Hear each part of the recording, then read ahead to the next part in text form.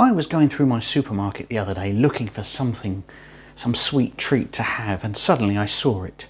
Treacle tart. It sounds like one of those things we make up in the words of Harry Potter. And yet it does really exist. It's an ancient English dessert, pudding, sweet, whatever you want to call it.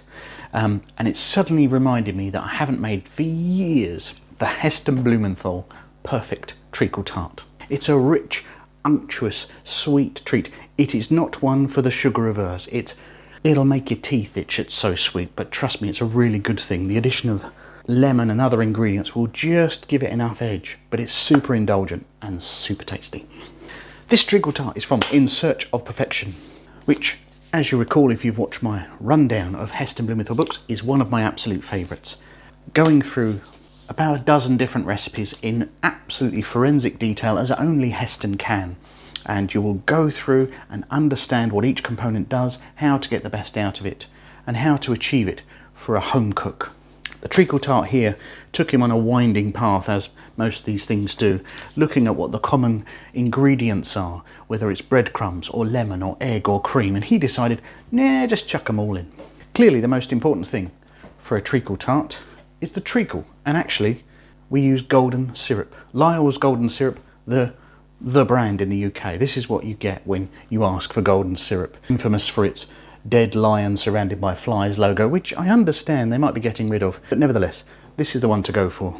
Always sold in these beautiful tins, this rich racing green, the gold, this is what you expect to see. Now, when Heston in his programme went to the Lyle's factory, Abram Lyle and Sons, when he went to the Lyle's factory, he got hold of an aged can. I think it was 100 years old, I will check the detail on that, and he claimed this aged character really lent it some additional complex properties. He does say clearly you can't do this at home, so he recommends popping them in the oven overnight. So on my lowest setting I've already put 2 tins of syrup in the oven. Now let's carry on with everything else. So in his book, Heston gives you instructions for making your own short crust pastry, but I'm using ready-made here. I'm using shop-bought pastry here, just because I can't be bothered today, but I'm sure you can make short crust pastry. It's the easiest of all pastries, and I'll pop links for it down below. But a little trick I'm just doing here, just to elevate it slightly, is I'm just going to dust my mat with icing sugar and grate some lemon zest so that that's picked up into the pastry, so that there's something interesting with variety in the pastry as you eat it. I'm just going to roll that out to a depth of 3mm so that it fits in my baking dish. Pressing that into there, preheating the oven to 150 degrees C, that's 300 Fahrenheit, prick it all over with a fork. Now I'm going to line it with paper, baking beans, and bake for 30 minutes. That's going to blind bake it, hopefully avoid the soggy bottom scenario, and whilst that happens, I can get on with the filling. So here we're just making beurre noisette. We are melting down butter, effectively forcing off the water till it starts to caramelise and develop some really beautiful nutty flavours, and you really are going to taste that in the final dish. That sweet, nutty, buttery flavour is just going to be in the background. You're not going to know where it comes from, but it's going to taste delicious. All this sizzling, that's the water evaporating off the butter. So we want to get rid of that sizzling. When that sizzling stops, we're just about there. And about 3 or 4 minutes later, the sizzling has largely stopped, just a little sputter now. See in there, it's taking on a golden colour. The smell in the air is definitely buttery. What I need to do now is quickly get that strained off before it starts to burn, because there's milk solids in there that are going to settle on the bottom of the pan and start to catch.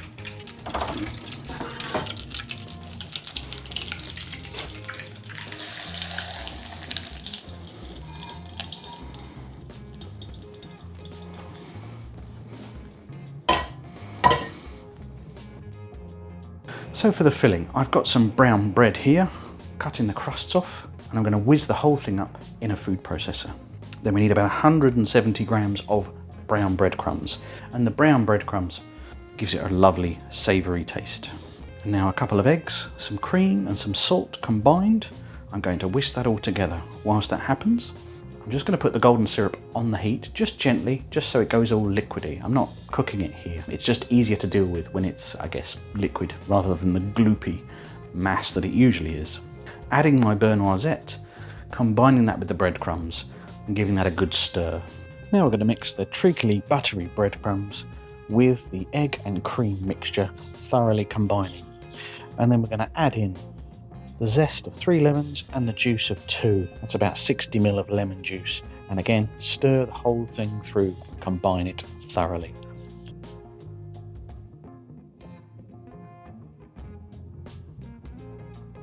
Tip that into the pastry case. You could do it the way I'm doing it here. You may find it easier to take the case to the oven and then using a jug, tip the filling into the pastry case. You might have a little bit more filling than you actually need. This is no bad thing. Now I'm going to pop it back in the oven, keeping the oven the same temperature that it was before, 150, 300 Fahrenheit.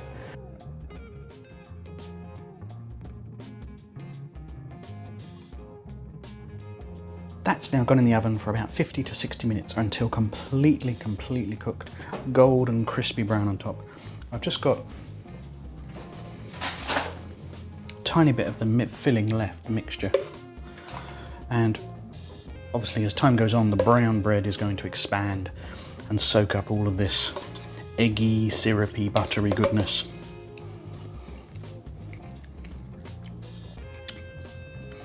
Yeah, it should be cloyingly sweet, but the lemon just halts it every single time, and the pinch of salt that's in there does make a difference. I'll see you in an hour. After cooking, you'll see it has a slight wobble in the middle. Leave it to cool for at least an hour. As tempting as it is, it'll be like molten lava if you try and eat it right now. Actually, it's one of those desserts that's better after you leave it.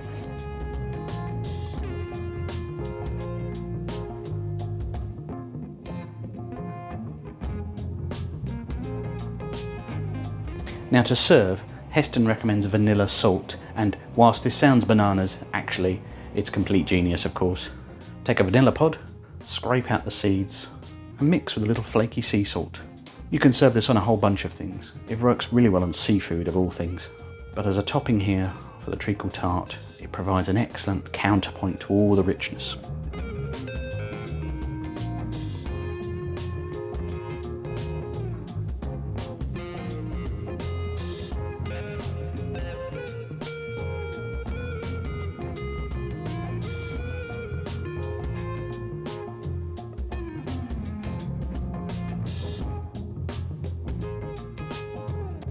And here we are with Heston Blumenthal's finished In Search of Perfection treacle tart. I've made it a few times now, but I don't think I've made it for well over 10 years, and I don't know why I've waited so long, because it's an absolute beauty. Got a lovely crisp top. It's still kind of squidgy in the middle. Part of my pastry is just broken away as I served it, but hey, it's all going in the same place. Hello. Cat there. Let's try some now.